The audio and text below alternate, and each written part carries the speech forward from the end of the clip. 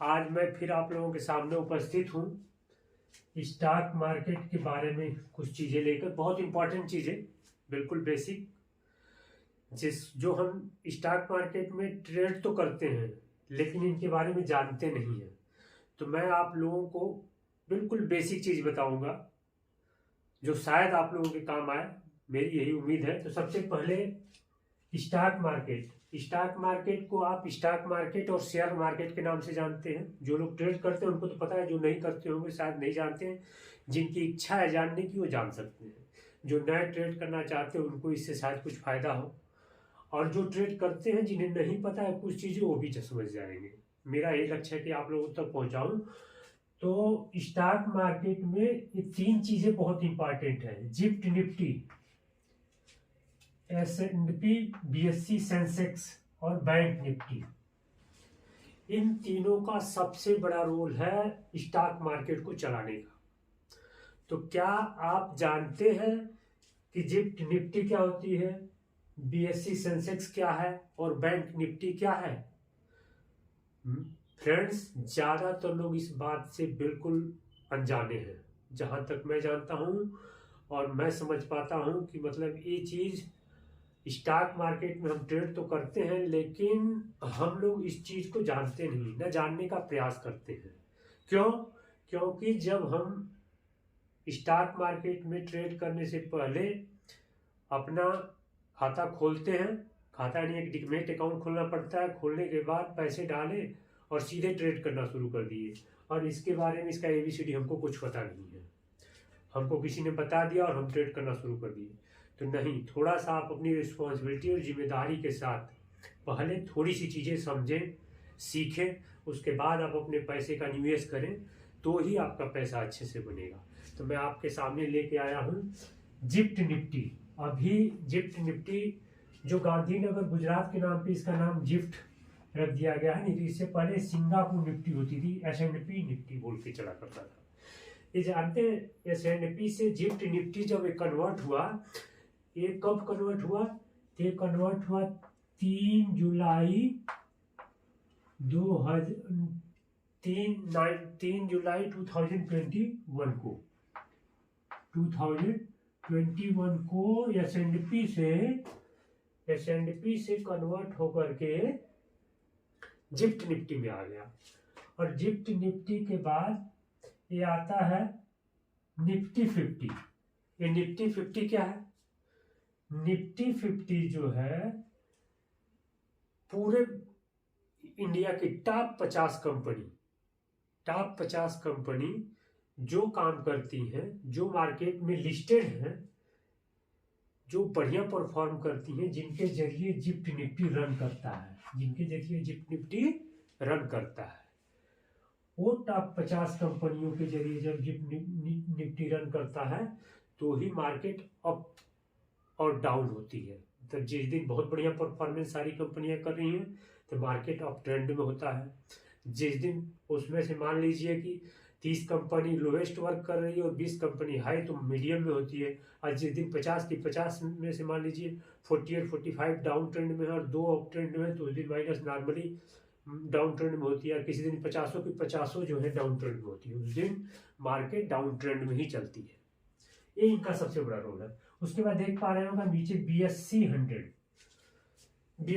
यानी B category के इसके अंदर स्टॉक्स होते हैं, जो ये भी बहुत अच्छे हैं। तो मेरा ये बताने का मतलब है कि आप कभी भी अगर स्टॉक में ट्रेड करते हैं तो निफ्टी 50 वाले स्टॉक में ट्रेड करें, जो A कैटेगरी का स्टॉक्स होता है, इसमें करेंगे, या BSE 100 वाले भी करेंगे। BSE 100 वाले में जो B कैटेगरी का स्टॉक्स होता है। आप लोगों को ये चीज क्लियर हो गई होगी। अब मैं लिए चलता हूँ S&P BSE सेंसेक्स पे।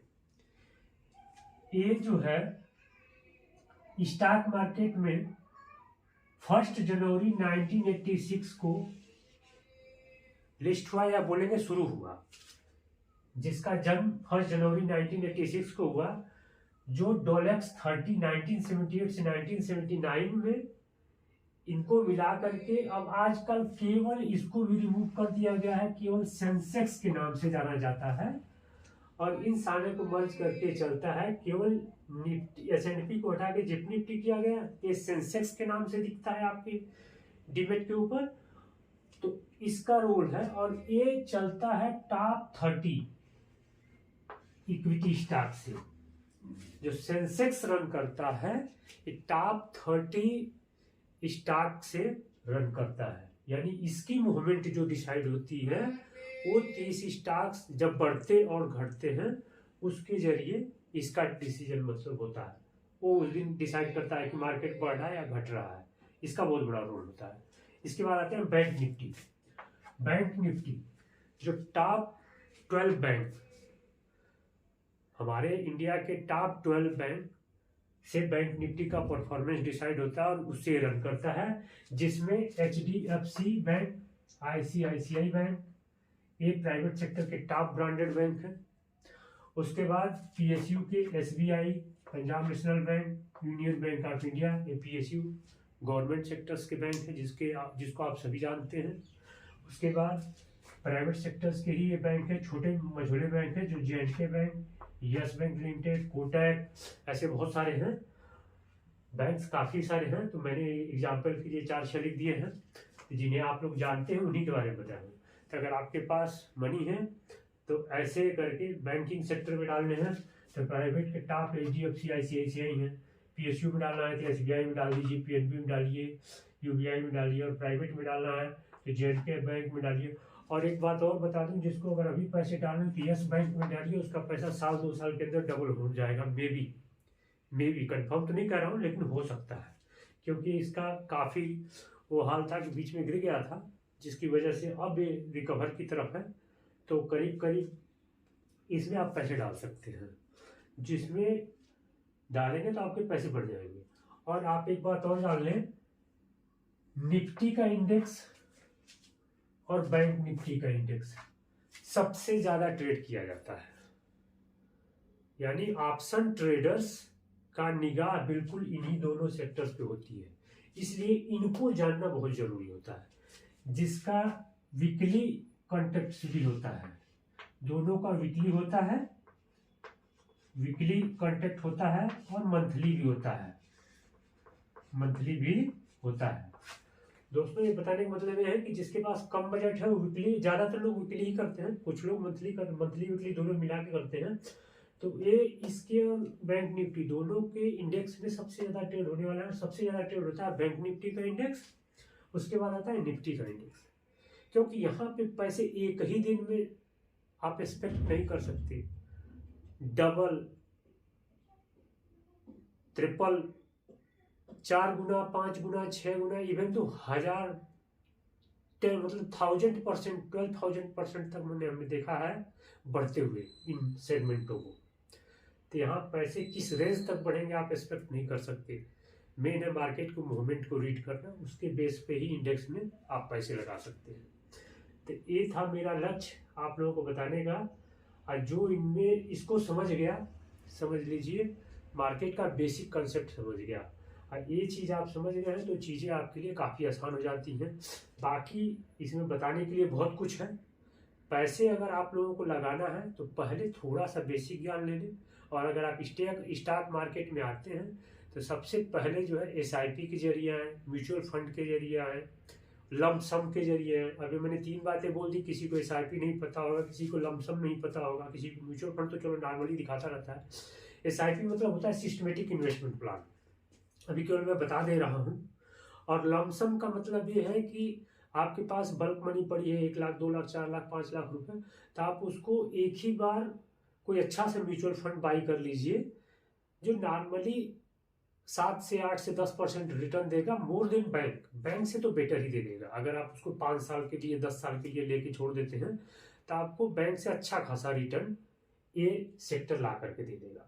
तो अगर आपके पास पैसे हैं तो आप पैसे यहाँ निवेश करें, बैंक में रख करके आपके पैसे का कुछ नहीं होना है। 4% 2% के लिए आप रख के रखेंगे, उसमें कुछ नहीं मिलता। बैंक केवल आपके पैसे को देख करके वो उठा करके यहीं डालता है।